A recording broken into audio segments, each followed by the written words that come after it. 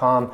Brian, you guys have really kind of tweaked your process. What amazes me coming from the residential lending side is your ability to get things done quickly. Speed is a key ingredient to your process. It is, yeah. It's why borrowers come to us, is speed. So really over the last 6 months, we've spent a lot of time and money on our process to approve loans faster, the tools that we have to underwrite deals, and just get the loan, like I said, get the loan approved, get it closed so the borrower can buy that property.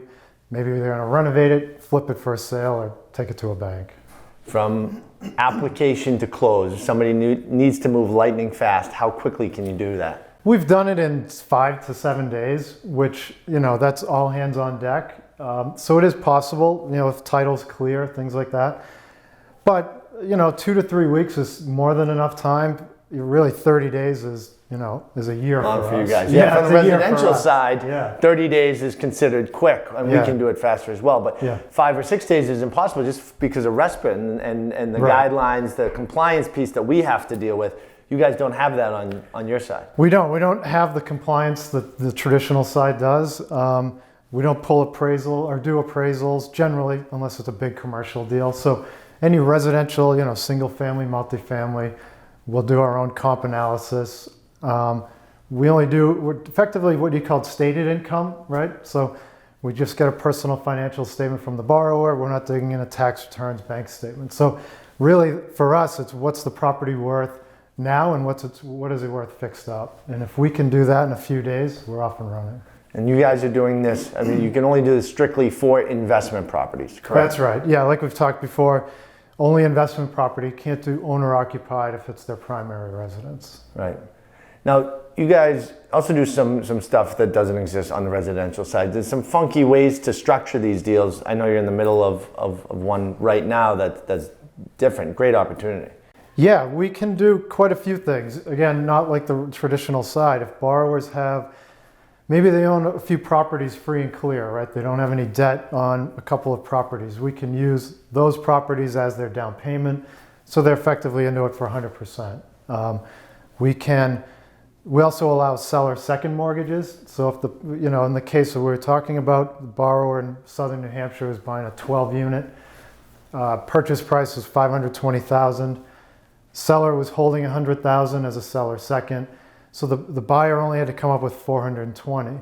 We funded $350,000 of that, and seller sat behind us. So the borrower, instead of putting up $150,000, $180,000, he only came up with $70,000. Wow, that's really for a $520,000 purchase. And something like that, purchase. Right? So the seller would be getting X amount at the closing, and then in this case, be getting another chunk of money, $100,000 or whatever it is, plus the interest a year or so down the road, whenever that comes due. Yeah. So for the seller, he was getting $420,000 at closing, $420,000, and then $100,000 in 12 months, 12 to 18 months. So for him, tax-wise, he's spreading out his tax liability as well. Yeah, it makes sense. Yeah. And the other interesting thing, so you were saying you can leverage other properties. So somebody could go in, buy an investment property. If they have other real estate assets, you can leverage them and actually not come out of pocket any at cash. All. Yeah. Interesting. Yeah, I have another New Hampshire scenario, southern New Hampshire. Guy came to us looking for about $500,000 for a construction loan to build a house. He owns 3 investment properties nearby, all free and clear, probably total value $600,000. So we're doing 100% on the construction loan and just taking one of the other properties as collateral. So when he sells that house, he'll just pay us off and we're out. We'll remove the lien from the other property. That's unbelievable. Yeah. It's really cool how you can do some outside the box type stuff. Now let's talk about that investment market. I know a lot of neighborhoods in and around the greater Boston area, it's slim pickings. It's you have to really be a pro to find these deals. And as farther away you get from the city, there's a little bit more opportunity. Where do you see the direction of the market right now? And really, is there any opportunity out there or certain areas that are hot?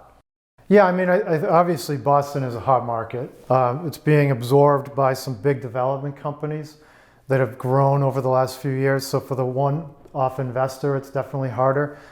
I see them going in areas such as Dorchester, Haverhill on the North Shore, Worcester to some degree, and even further out. prices are lower. The downside is when the market turns, those markets are typically the first to go. So you want to be careful about that. But I think there are still opportunities in these hotter markets. It's just a lot harder. They're certainly harder to find. And there's ways to get around it. There's interesting ways to structure deals without using cash. Sorry, is the people who are trying to compete, there are multiple offers. I've seen investment properties go on the market, or fix and flips, let's say, and there are 30, 40 offers, usually cash. So if a borrower doesn't have cash, they can use a hard money lender like us and say, well, I'll close in 2 weeks with this hard money lender. Otherwise, they're not going to get the deal if they have to go traditional. Right. Yeah. No, it makes sense. If you're looking to put together an investment deal and want to connect with Brian and the team over at EMCAP Lending, you can check out emcaplending.com. Brian, thanks for stopping by. Yeah, thanks for having me. As always. Remember, we have more real estate investment tips just like this right here on boston.com.